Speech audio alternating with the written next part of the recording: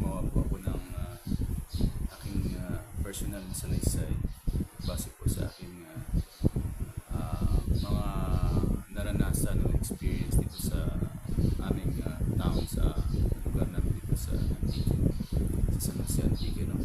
Ako po ay isang OFW galing ng Saudi Arabia. Trabaho ako ng mahigit 13 years po doon as a barista, cashier, at naging supervisor po ako doon sa isang coffee shop bago po ako umuwi po ng isip.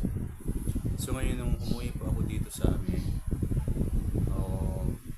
nagpundar po ako ng tricycle, no? At yan po ang aming pangunahing source of income dito dahil wala pa akong ibang source of income, no? Dito sa amin dahil nag zero balance pa ako nung umuwi po ako. Tsaka nung naging tricycle driver po ako dito sa amin, ang dami ko nang na-experience, no, ng mga complain about sa akin na nangaharas daw ako ng pasahero ko. Nagtataka na lamang po ako na sa shop na may reklamo doon, especially yung pinakauna. Pinano po ako, pinasuhan po ako ng rape kahit hindi ko naman ginawa. Ang katotohanan ay baliktad. Ako po ang na-rape.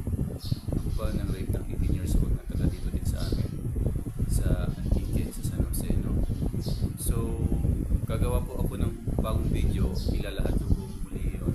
Ito ay ano pa lamang po ng salaysay ko, panimula pa lamang po. So,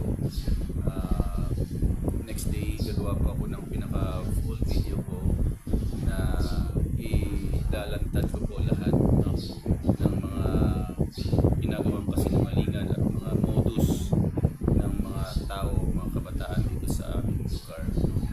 Kasi sirang-sira na ito ang pangalan ko dahil tanging ako lang po ang mini-media at yung mga nagpo-complain sa akin, samantalang ang dami-daming may mga kaso na totoong kaso talaga, like rape, mga drug addicts, mga heart killer at kung ano-ano pa.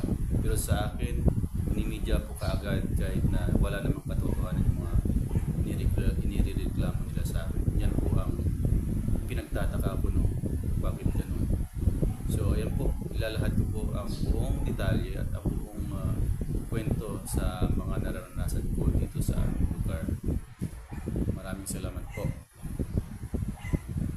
At hope na abangan niyo po yung